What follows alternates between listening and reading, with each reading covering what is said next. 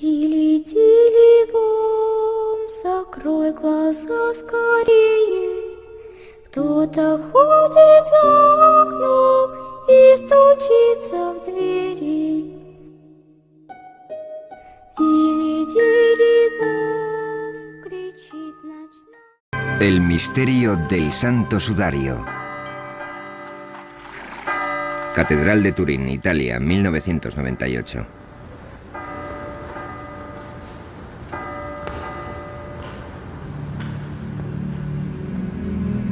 Desde el año 1400, la sábana santa o santa síndone ha salido de su caja de plata en numerosas ocasiones. Se ha colgado de los balcones para celebrar bodas reales y ha sido expuesta ante las maravilladas miradas de innumerables peregrinos. La sábana apareció por vez primera en Europa en el año 1355 y ya era famosa durante los peores años de la Muerte Negra, época en la que las multitudes hicieron cola para poder verla y época también en la que Gutenberg perfeccionó la imprenta y Colón descubrió América.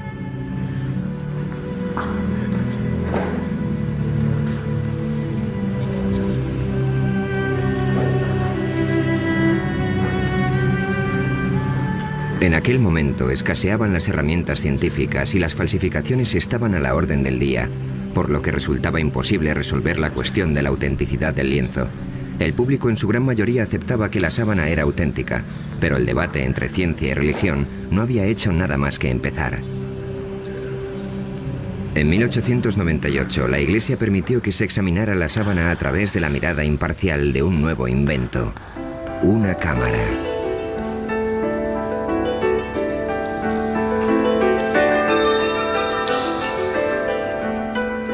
Nadie podía imaginar que las fotografías que Secondo Pia tomó aquel día cambiarían para siempre la opinión de la gente sobre la Santa Síndone. Y es que cuando la placa de cristal salió de la solución de revelado, el fotógrafo vio un rostro nítido y claro, algo que nunca antes se había visto en el lienzo. Comprendió enseguida que la misteriosa imagen del sudario había sido el negativo y que lo que él contemplaba entonces era el positivo. En sus manos sostenía una imagen que marcaría el inicio de todo un siglo de investigación científica. Turín, 1998. 100 años después de que se tomara la primera fotografía, la ciudad de Turín se prepara para otra exposición pública del lienzo. En todo ese tiempo, la sábana santa se había convertido en la pieza de arte más estudiada de toda la historia de la humanidad. Se está preparando un nuevo emplazamiento de alta tecnología para albergarla. Se trata de una urna de aluminio y cristal sellada herméticamente de la que se extrae el aire para luego introducir en su lugar argón, un gas inerte. Una vez colocada la sábana en la urna, ya no se podrá exhibir y manejar con tanta tranquilidad como hasta ahora.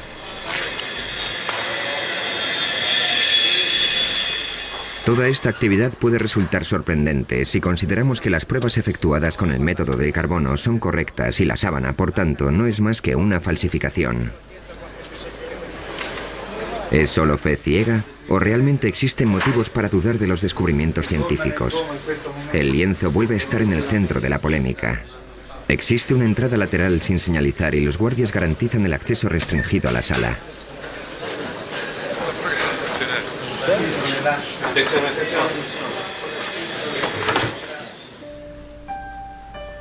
A cubierto de las miradas del público, una experta suiza en tejidos cose centímetro a centímetro y con sumo cuidado la sábana a un nuevo lienzo de mejor soporte.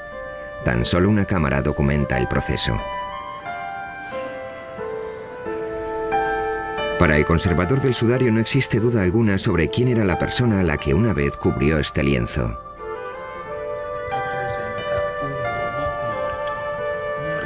Esta imagen representa a un hombre que murió a causa de la tortura de la crucifixión. En la sábana de Turín hay 3 tipos de marcas. Las más evidentes son quemaduras de un fuego que casi destruyó el lienzo en la Edad Media. Después está la imagen anatómicamente correcta de un hombre visto de frente y de espaldas. Y en tercer lugar, lo que parecen ser manchas de sangre. Las manchas de sangre coinciden con las descripciones bíblicas de la tortura y la crucifixión de Jesús, de las heridas ocasionadas por los golpes, la corona de espinas y la lanza. ¿Pero es realmente sangre la sangre? ¿Y cómo llegó la imagen a la sábana? El misterio constante que rodea todas estas preguntas ha supuesto un reto para los científicos a lo largo de muchas generaciones. Los estudiantes de esta universidad en Glendale, California, disponen de un enfoque especial del debate que está teniendo lugar sobre la sábana santa. Su profesor, Angelo Montante, utiliza el lienzo como herramienta de enseñanza. Es uno de los objetos de cultura más sorprendentes que podemos encontrar en la historia de la civilización occidental. De él se pueden extraer numerosas pistas que nos ofrecerán una perspectiva del pasado. La Biblia no da detalles sobre la crucifixión de Jesús de Nazaret, pero permitidme llamar vuestra atención sobre esta mancha de aquí, que indica que hubo derramamiento de sangre. Si las pinturas clásicas fueran correctas, los clavos le atravesaron la palma, pero no fue así. Se los colocaron en las muñecas, y hay una razón para ello. Sabemos que esto se debe a que, según las investigaciones de un médico francés, hace años un médico francés que experimentaba con cadáveres consiguió determinar que la palma no puede sostener el peso de un ser humano. El clavo, por tanto, tenía que estar situado en la región metacarpiana de la muñeca. Y hay otro dato importante a este respecto. Si a una persona le clavas un objeto punzante en esta zona, el nervio medio queda presionado y cuando esto sucede, el pulgar se retrae. Si os fijáis, en esta figura no se aprecian por ningún lado los pulgares. Esto es algo muy preciso. ¿Cómo es posible que un falsificador lo supiera?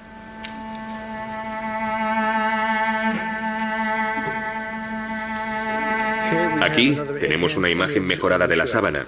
Esta materia más oscura representa la sangre. Aquí vemos más sangre en los brazos y también se aprecia que todo el torso sangra. En un lateral, junto a la quinta costilla, hay una herida sangrante. Coincide con la forma de la lanza romana que se utilizaba en la época de la crucifixión.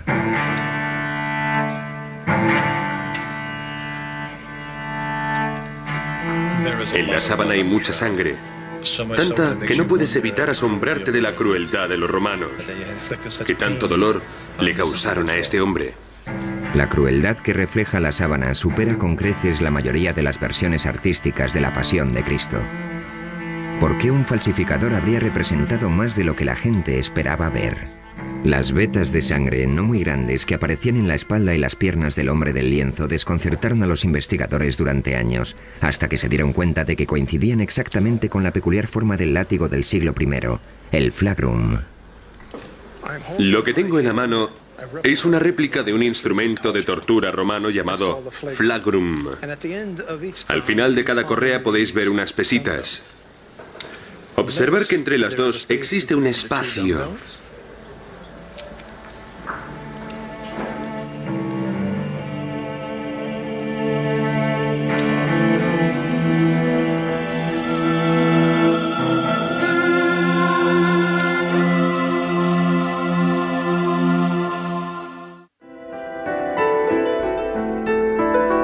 A finales de la década de los 70, un grupo de científicos presionó a la Iglesia para que les dejara examinar la sábana con las tecnologías más avanzadas. Al final llegaron a un acuerdo y el proyecto de investigación de la sábana de Turín, STURP, comenzó sus actividades. El STURP se constituyó con el propósito fundamental de examinar la sábana para determinar cómo se formó la imagen que ha quedado en ella.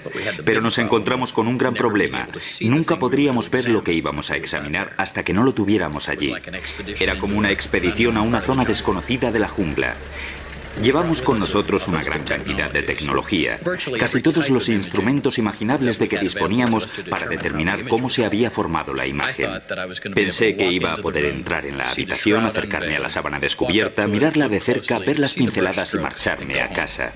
Vern Miller era otro de los científicos que tomó parte en este proyecto. También él lo enfocó con una actitud escéptica. La primera persona que me habló de la sábana de Turín fue Barry Schwartz.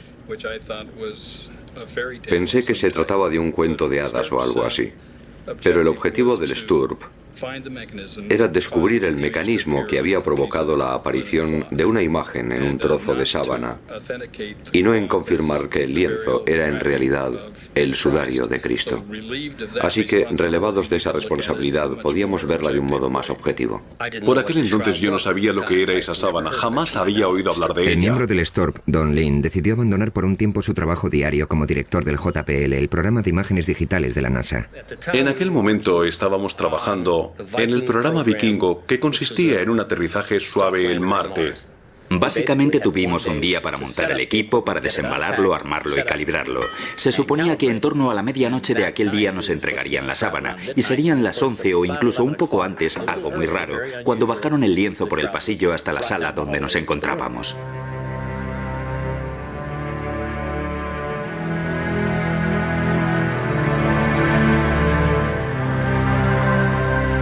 Uno de los primeros experimentos que se llevaron a cabo con la sábana consistía en separar la tela del lienzo de refuerzo por una pequeña zona de aproximadamente unos 7,5 centímetros. Eso nos permitió ver la parte de atrás de la sábana, la parte inferior del Santo Sudario de Turín, por primera vez en 400 años. Esta imagen corresponde al momento exacto en el que dieron la primera ojeada a la parte inferior de la sábana.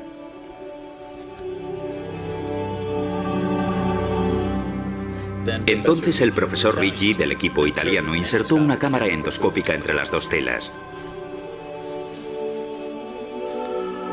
Cuando vi que la luz de la cámara enfocaba la mancha de sangre número 3 desde abajo, apagué las luces de la habitación. Entonces el profesor encendió la cámara y por primera vez comprobamos que las manchas de sangre habían empapado el lienzo de refuerzo como lo hubiera hecho la sangre de verdad, pero la imagen no se traspasó. De inmediato se dieron cuenta de que habían realizado un descubrimiento muy significativo.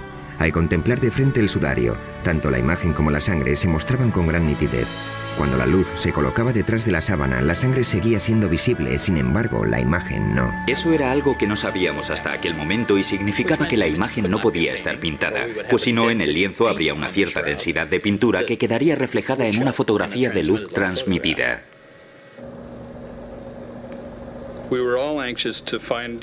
Todos estábamos deseando averiguar si la sangre era real o no.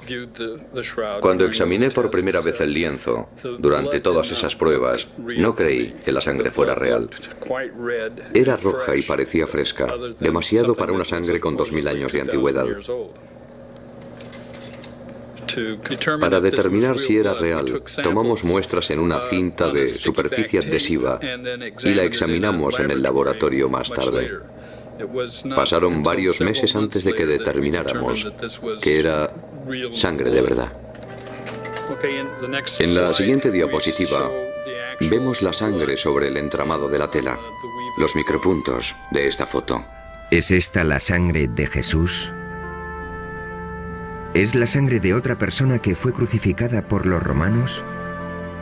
¿O es la sangre de un hombre inocente utilizada para crear un engaño tan extraordinario? Una de las teorías de la formación de la imagen en la sábana afirmaba que podía ser una quemadura, porque su color es muy similar al que aparece con el uso en una funda de una tabla de planchar. A una luz normal, la quemadura y la imagen parecen idénticas. Las quemaduras emiten destellos fluorescentes cuando se las expone a la luz ultravioleta, así que utilizamos esta, pero no se veía la imagen del cuerpo. Obtuvimos imágenes maravillosas de las quemaduras que había en el sudario, pero ni rastro de la imagen del cuerpo, lo que demostraba que no podía ser una quemadura. Y en lo referente a qué pudo haber causado la aparición de la imagen, los científicos fueron descartando una posibilidad tras otra. Los análisis microscópicos de los hilos determinaron que el cambio de color de los mismos se debía a un cambio químico, a una oxidación deshidratada, pero no sabemos qué es lo que lo origina. Las manchas de la sábana son prácticamente imperceptibles y muy complejas. Observándolas veremos que mientras una fibra ha perdido su color, la que está junto a ella lo conserva. No obstante, cada fibra mide una décima parte del diámetro del cabello humano. Y en algunos lugares, la imagen penetra tan solo 5 centésimas de milímetro. No hay un método conocido para reproducir tales marcas en una tela. En los últimos años se han descubierto imágenes muy tenues de flores en la propia sábana. De este área de investigación se han ocupado con gran entusiasmo el doctor Alan Wanger, de la Universidad de Duke, y su esposa Mary. Wanger desarrolló la hipótesis de que ciertas imágenes del cuerpo plasmadas en el lienzo eran impresiones de flores. Esta idea se le ocurrió a partir del trabajo del físico alemán Oswald Scheuermann. Él reparó en ese detalle, pero al principio yo no me di cuenta de qué me hablaba. Sin embargo, un poco más tarde me fijé en la imagen de una flor que se parecía mucho a un crisantemo. Y cuando me eché hacia atrás y miré la sábana en conjunto, comencé a ver muchas de esas imágenes por todo el lienzo. Obviamente, las flores fueron depositadas en torno al cuerpo en el momento del entierro. Se desconoce el propósito de las flores. Quizás se pretendiera que actuaran como aromatizantes, ya que el cuerpo se enterró con mucha precipitación, o puede que con ellas solo se pretendiera honrar al difunto. Y tras estudiar con mucha minuciosidad la sábana, creemos haber identificado en ella 28 de estas flores. Wanger estudió los detalles del lienzo y los comparó con fotografías de plantas vivas que se asemejaban a las de la sábana. Además, conseguimos determinar la época de floración de esas variedades concretas y todas florecen en marzo o en abril. Es decir, en la época en que tenía lugar la Pascua judía, época de la crucifixión. Mar Muerto, Israel. La mayor parte de las plantas que identificaron los Wanger parecían ser originarias del área de Jerusalén. El matrimonio hizo partícipe de sus descubrimientos al botánico más importante de Israel, Avinoam Danin. Utilicé detalles de la morfología de las plantas y tuve el placer de confirmar sus observaciones. Entonces estuve estudiando la sábana cada vez con más atención y localicé y señalé aquí unos 12 o 13 objetos botánicos. Una de las plantas, el Zygophyllum dumosum, fue la prueba clave para el botánico Danin. No solo vio su imagen en la sábana, sino que encontró detalles aún más precisos que los Wanger. ¿Descansó esta planta en un tiempo sobre la Santa Síndone de Turín? Aquí vemos la imagen de una Zygophyllum dumosum. La hoja de invierno es así. Y este es el pétalo. La Zygophyllum dumosum crece tan solo en un lugar del mundo, en un pequeño reducto cerca de Jerusalén. Las 4 hojas que encontré están tan claras que puedo afirmar que el tallo de Zygophyllum dumosum fue depositado sobre la sábana en primavera. Además, podría decirles que es imposible que el lienzo se hiciera en otro lugar del mundo. Tuvo que ser aquí.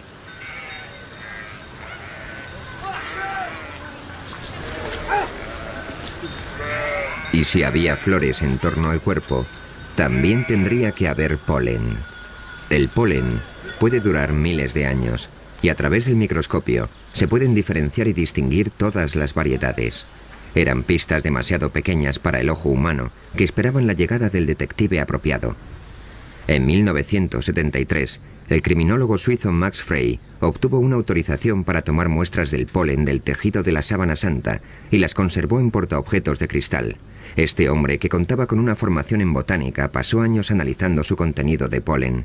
Falleció antes de poder terminar y publicar sus conclusiones, pero otros continuaron su labor. Con la ayuda de las tecnologías más novedosas, pueden identificar con exactitud cada grano de polen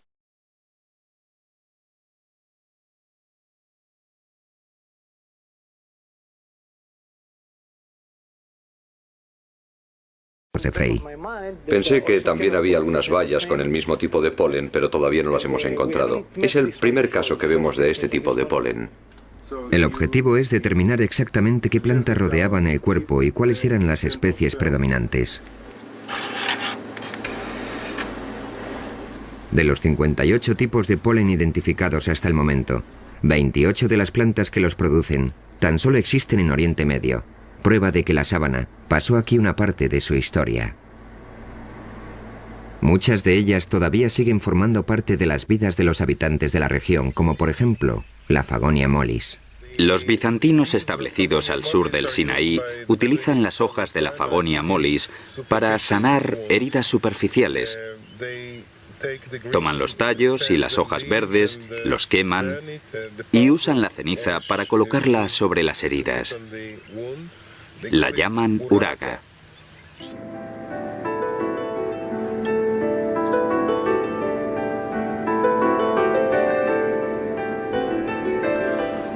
Aquí tenemos otra gundelia. En las placas normalmente hay una gran densidad de polen procedente de una planta llamada Gundelia tournefoti. Esta muestra en particular procede de una zona junto a la cabeza del hombre del lienzo. Puedes ver las espinas, ¿de acuerdo? Aquí hay una, aquí hay una, aquí hay una. La planta que dejó tanto polen en esta zona del lienzo se podría reconocer por su flor, pero es más conocida por otra cosa.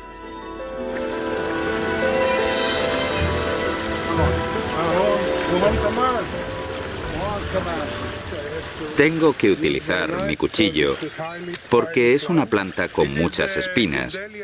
Aquí tenemos una Gundelia tournefoti.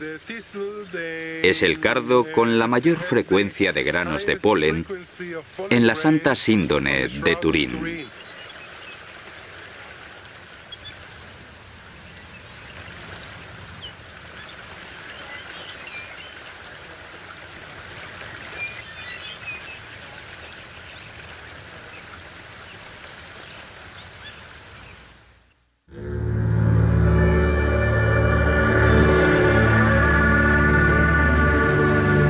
En este monasterio ortodoxo griego, en las profundidades del desierto del Sinaí, encontramos una pintura muy especial de Jesucristo conocida como el Pantocrátor. Muchos investigadores están convencidos de que se pintó tomando como referencia la sábana santa. El retrato data del siglo VI.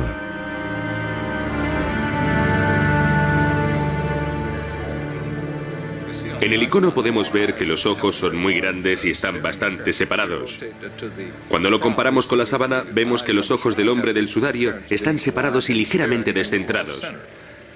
Si observamos... El Dr. Banger ha perfeccionado una técnica de luz polarizada para comparar las imágenes de la sábana con otras imágenes como el Pantocrátor. Si giro el filtro mientras miro estas imágenes en la pantalla, una se difuminará en la otra. Hacemos esto para comprobar la exactitud de las comparaciones. En el icono observamos lo que parece ser una lágrima que corre por la mejilla en este punto. Si rotamos la sábana descubrimos que en realidad hay una mancha, posiblemente de sangre, en el mismo lugar. Si bajamos hasta la punta de la nariz en el icono y luego pasamos a la sábana, comprobaremos que la configuración de la nariz es prácticamente exacta. En cuanto a los labios del icono, se aprecia que están agrietados.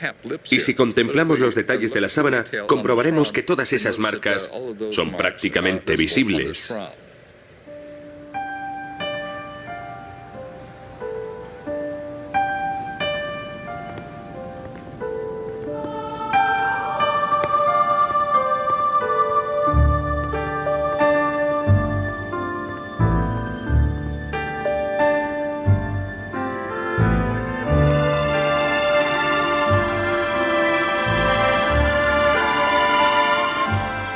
Jesús ha sido la persona más representada de la historia, pero la Biblia jamás describió su aspecto. ¿Cómo sabemos cómo era? ¿Cómo sabemos que llevaba barba y que tenía el pelo largo? ¿De dónde sacaron los artistas su iconografía?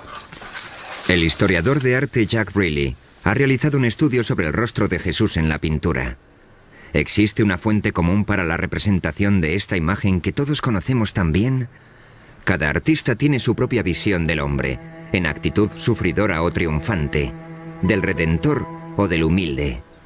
Sin embargo, a lo largo de los siglos los artistas se han atenido a ciertos parámetros que nos permiten identificar al hombre como Jesús. ¿Cuáles son las directrices que siguen? ¿Y de dónde proceden? Rayleigh y muchos otros investigadores creen que existía un prototipo de Jesús que estableció la pauta a seguir hace siglos. La búsqueda de ese prototipo ha llevado a los investigadores a remontarse a los primeros siglos que siguieron a la muerte de Jesús. ¿Cómo llegaría un artista de esta imagen a esta otra? Aquí tenemos barba, en esa no. Aquí el cabello le cae sobre los hombros y lleva la raya en medio. Ahí no. Este Jesús parece un dios romano. Tiene un aspecto juvenil. No tiene las mismas características. La pregunta es, ¿qué falta? En la década de los 30, el investigador francés Paul Vignon observó ciertas marcas en las pinturas que se habían hecho de Jesucristo a lo largo de muchos años. Estos rasgos llegaron a conocerse como las marcas de Vignon. Ahora veremos algunas. En primer lugar, observen esta línea transversal que cruza la frente de Cristo. Y fíjense en esto, una especie de cuadrado con 3 lados marcados en el caballete de la nariz. Justo debajo hay otro triángulo, en la nariz que es alargada, rasgo muy indicativo de numerosas representaciones de Cristo de aquel periodo. Los especialistas han identificado los ojos, que se asemejan a los de un búho, la nariz alargada y el resto de las marcas de Vignon en la sábana. ¿Acaso la Santa Síndone fue el modelo original de las representaciones posteriores? Aquí tenemos varias reproducciones de algunas pinturas de los siglos XI y XII en las que se aprecian estas marcas geométricas. En primer lugar, justo aquí, en la nariz, se puede ver ese extraño cuadrado geométrico de 3 lados en forma de U. Luego tenemos los ojos, semejantes a los de un búho. También la nariz alargada es una característica. Observen los 2 mechones de cabello que caen sobre la frente. Aparecen en las 4 imágenes. Y no un solo mechón, siempre 2. La coincidencia de todas estas marcas, de todos estos puntos, me lleva a creer que algo influyó en estos artistas.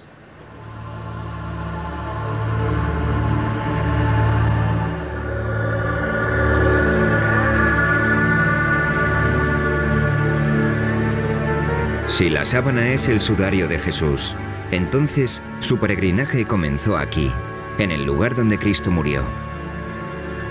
En la ciudad moderna de Jerusalén, el pasado sigue vivo. Muchas de las costumbres que aquí se practican aún son un reflejo del mundo antiguo. ¿El entierro del hombre de la sábana se realizó de acuerdo con la cultura hebrea?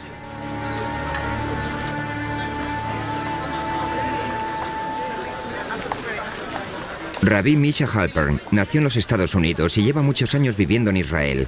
Está especializado en la vida judía durante el siglo I. Esta es la Vía Dolorosa. Mide algo más de 1,5 kilómetros de longitud. Según la tradición, es el lugar desde el que partió Jesús hacia su crucifixión.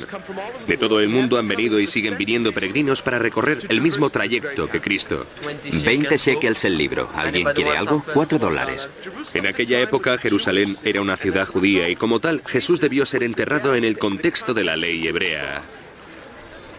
Los estudiosos de la sábana creen que el entierro de Jesús, aunque precipitado, se realizó como manda la tradición judía. La Biblia judía establece que hay que recordar el día del sábado para que sea sagrado. El viernes por la tarde la gente corre de acá para allá apresuradamente para terminar sus tareas antes de que comience el sábado. Y lo mismo ocurría hace 2000 años. A Jesús lo bajaron de la cruz un viernes para sepultarlo a toda prisa antes del sábado. Porque en sábado no se puede hacer nada. No se puede trabajar, solo se descansa. ¿Existe algún dato que certifique la existencia del sudario en los años que siguieron a la muerte de Jesús? Cuenta la leyenda que un rey que se encontraba en las proximidades de Edesa cayó gravemente enfermo y mandó llamar al sanador judío. Jesús ya había muerto, pero al rey le entregaron un lienzo que llevaba su imagen. El rey Abgar sanó inmediatamente y el lienzo milagroso comenzó a ser conocido con el nombre de El Mandilión. Así fue como en todo Oriente Medio se veneró el mandilión como la imagen de Cristo, y la ciudad de Edesa se convirtió en un centro para la cristiandad. Mandilión es una palabra que significa toalla pequeña. En esa tela había una cara de Jesús pintada sobre un fondo estilizado y normalmente aparecía enmarcada. Si el mandilión era la sábana santa, ¿por qué en él solo aparecía el rostro? Entonces solo se decía de ella que era un lienzo con una cara, pero Ian Wilson, el historiador inglés, afirma que existe una palabra clave para explicarlo en los documentos antiguos, tetradiplón, que significa doblado en 4. Si doblas el lienzo en 4 partes, al final lo que tienes es un pequeño rectángulo con el rostro en el centro. ¿Podría la sábana de Edesa ser la Santa Síndone doblada en 4 para mostrar solo la cara? La sábana en sí mismo es el mapa que mejor nos permite ubicarla en el pasado. Comienzas siguiendo una pista que te lleva a otra y así sucesivamente. Voluntarios, por favor. En 1978 el equipo del STURP descubrió un cierto número de pliegues en el lienzo, de los cuales 8 eran bastante prominentes. Lo que vamos a hacer ahora es reproducir la forma en que estaba doblada la sábana. Las fotografías con luces de descomposición demostraron que sí, que realmente la sábana tiene 8 pliegues. Por supuesto, la fotografía no puede decirnos cuándo se hicieron, pero de lo que sí da fe es de que al menos una vez en su existencia, ese lienzo se dobló 8 veces. El resultado sería un rectángulo con un rostro en el medio.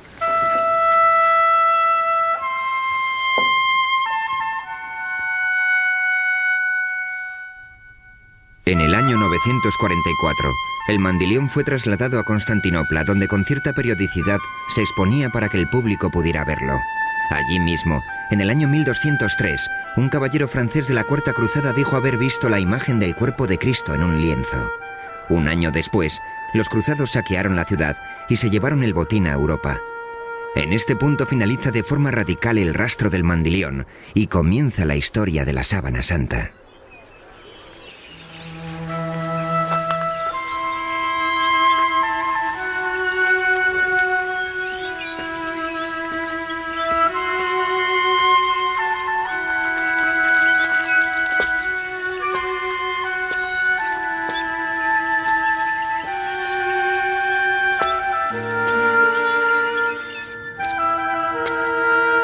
Esto es una cueva a las afueras de Jerusalén que posiblemente es muy similar a la que sirvió de sepulcro a Cristo. En aquella época estaría cerrada con una roca de gran tamaño, casi con toda seguridad muy lisa debido a la erosión. Así es como la Biblia cristiana describe la sepultura de Jesús. Cuando el equipo del STORP examinó la parte posterior de la sábana, descubrió que resultaba imposible identificar varios granos de polen, porque estaban recubiertos con un mineral que posteriormente se analizaría y clasificaría. Al investigar el mineral descubrieron que se trataba de una piedra caliza, por decirlo de alguna manera. Una caliza muy rara y autóctona de una zona situada en las afueras de Jerusalén.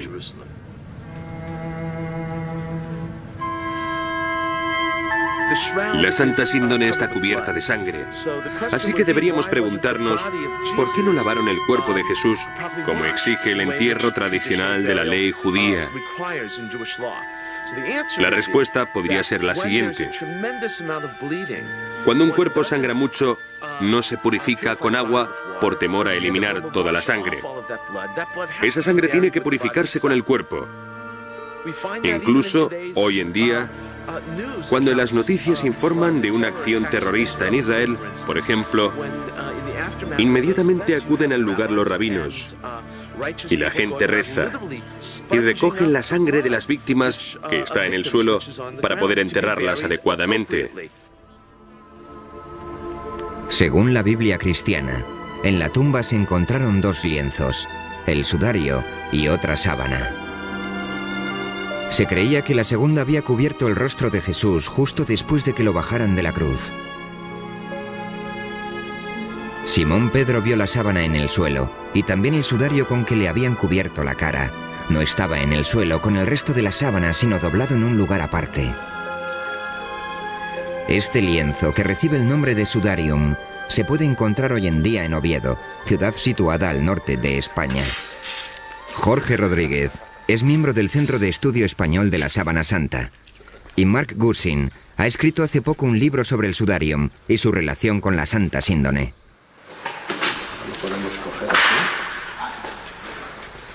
El sudarium está cubierto de sangre, pero en él no hay imagen alguna como sucede en la sábana. Se cree que retiraron el lienzo del rostro antes de envolver el cuerpo en la sábana. Claro, porque es para limpiar. Claro, en realidad es un trapo, sí. El lienzo huye del peligro. Siempre iba por delante de los invasores. Escapaba de ellos. Siempre iba más al norte, a lugares más seguros, y allí permanecía. Y esta ciudad era el lugar más seguro de toda España durante la invasión musulmana. Fuera de Jerusalén, su viaje comenzó en el año 614 para escapar del ejército persa, que no cesaba en su avance. Llegó primero a Alejandría, pero se fue moviendo en repetidas ocasiones hacia el oeste, a lo largo de la costa africana, hasta que por fin llegó a Toledo, en la España cristiana. Cuando en el año 711 los musulmanes invadieron la península ibérica, el sudarium fue llevado a toda prisa al norte, a las montañas, y una vez allí lo ocultaron en una cueva.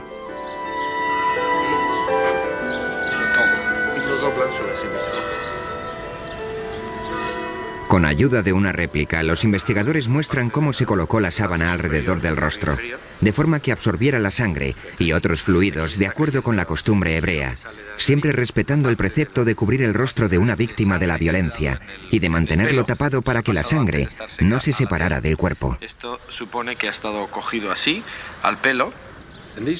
Estas manchas son especialmente interesantes porque coinciden exactamente con las que se encontraron en la parte de la sábana que reproduce la espalda del cuerpo, en el dorso. Son las manchas de la sangre que emanó de las heridas producidas por la corona de espinas y que quedó en el pelo. Y aquí son las mismas exactamente. Recientemente el doctor Alan Banger ha efectuado un análisis con la ayuda de un vídeo casero que revela las notables similitudes entre el sudarium y la sábana santa. Es el rostro de la sábana superpuesto al del sudarium. De las manchas de sangre, esta es la que aparece más marcada y una de las que más fácil resulta localizar es esta de aquí. Si bajamos a la zona de la nariz, vemos que existen coincidencias aquí abajo, y si nos movemos hacia la zona del pelo, aquí, también vemos que las manchas de sangre coinciden. La sangre hallada en el lienzo de Oviedo era del tipo AB, idéntica a la que se encontró en la sábana. Sabemos a ciencia cierta que el sudarium lleva en España desde el siglo VII. Este hecho contradice los resultados de las pruebas de datación con el método del carbono 14 que establecen su origen hace 600 años. El libro de testamentos que se encuentra aquí en la catedral remonta los orígenes del sudarium a épocas aún más antiguas, y nosotros creemos que realmente data del siglo I y que fue uno de los sudarios que se utilizaron para cubrir el cuerpo de Cristo en el sepulcro o justo antes de introducirlo en él.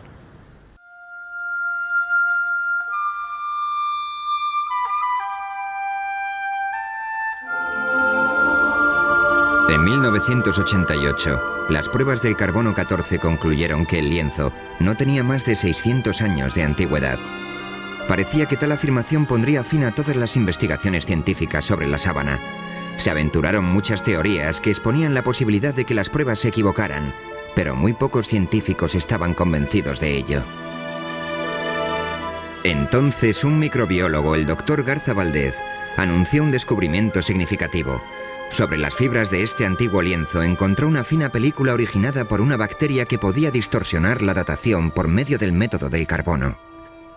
En 1996, realizó unas pruebas a varias fibras de la sábana y observó que había una capa de material suficiente para poder desviar de forma significativa los resultados de la datación con el método del carbono. El Dr. Harry Goff es el inventor de la moderna técnica de la datación mediante el carbono 14. La contaminación bacteriana es algo de lo que no eran conscientes las personas que llevaron a cabo la datación con el método del carbono. De hecho, no creo que nadie conociera su existencia hasta que Garza Valdez descubrió esta posibilidad. Y aunque lo hubieran sabido, los procesos de limpiado que utilizaban no lo hubieran tenido en cuenta. Así que no había modo alguno de que hubieran podido establecer con total exactitud la fecha de origen del material de la sábana. Cuando comenzaron a cuestionarse los resultados de la datación mediante este método, los científicos pusieron manos a la obra para encontrar una forma de separar la película de material bioplástico del tejido original. Cuando el procedimiento para separar la celulosa de la película bioplástica esté bien determinado, creo que estaremos preparados para ofrecernos a realizar otra datación de la sábana con el método del carbono 14. Si se aceptará nuestra oferta o no, es algo que no está claro. En lo referente a la datación mediante la prueba del carbono, existe aún otro factor que, de demostrarse, desestimaría todos los resultados obtenidos hasta el momento: la radiación. Si lo que dicen los físicos es correcto, es una imagen proyectada. En otras palabras, casi vienen a decir que quizás el cuerpo estuviera flotando en medio del sudario y que toda la proyección incidía en ángulos rectos en el cuerpo.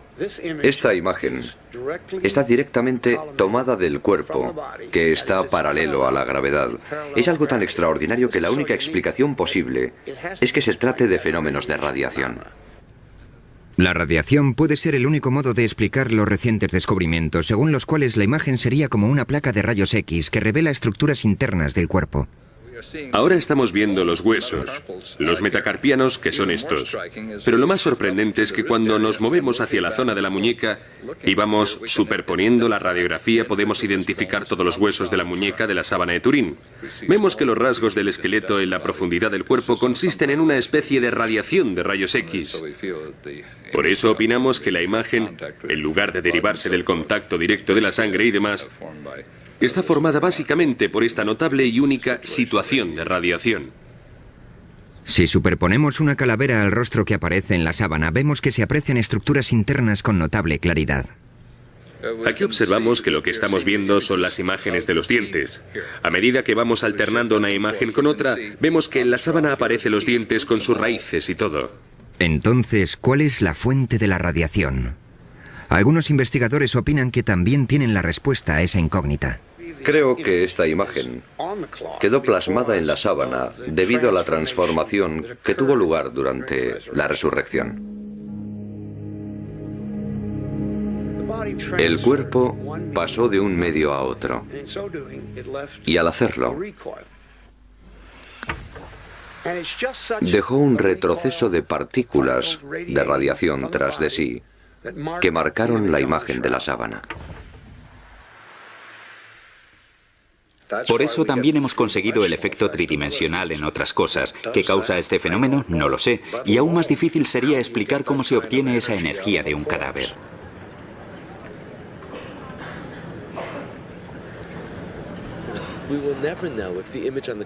Nunca sabremos si la imagen que se ve en la sábana santa era la de Jesús. La fascinación que produce el lienzo en sí mismo es que nos vincula a todos con una muerte, con la muerte de una persona. Esta sábana simboliza los grandes temas que representa la vida tras la muerte. ¿Hay un mundo después de la muerte? ¿Cuál es el significado de la sábana? No creo que sea esencial para la fe de nadie, pero en el mismo capítulo 20 del Evangelio de Juan, en el que se narra el descubrimiento del sudario en la tumba vacía, también podemos leer las dudas de Tomás. Creo que en el siglo XX sigue habiendo mucha gente cuyos certificados de nacimiento espiritual son de Missouri, es decir, que tienen que ver para creer.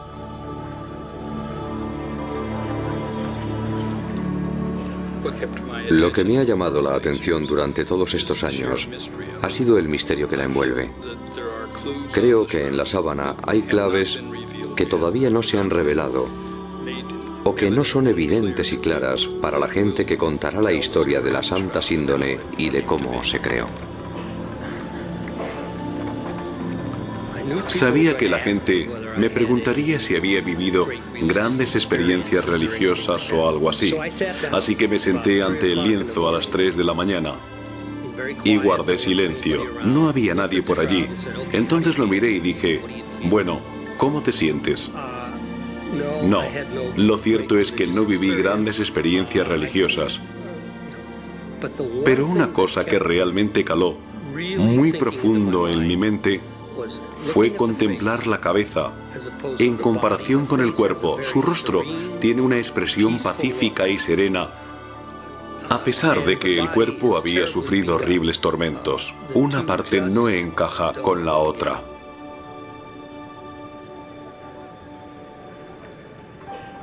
Nuestro equipo pasó cientos de miles de horas estudiándola y después de todo ese tiempo, al recordar que nuestro principal objetivo era determinar cómo se formó la imagen, hubimos de reconocer que no teníamos nada. No podíamos responder a esa pregunta. En definitiva, podíamos decir lo que no era, pero no podíamos decir lo que era.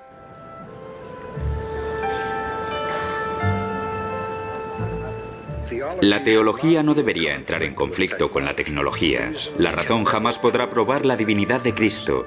La ciencia puede exponer una afirmación teológica. Como mucho puede decir, posiblemente este lienzo sirviera de sudario a Jesús de Nazaret. Pero la pregunta que planteó la teología es, ¿quién creéis que soy? Ningún laboratorio científico puede responder a eso. Todavía sigue correspondiendo al individuo revisar las pruebas de que dispone y decidir por sí mismo qué es en realidad la sábana de Turín.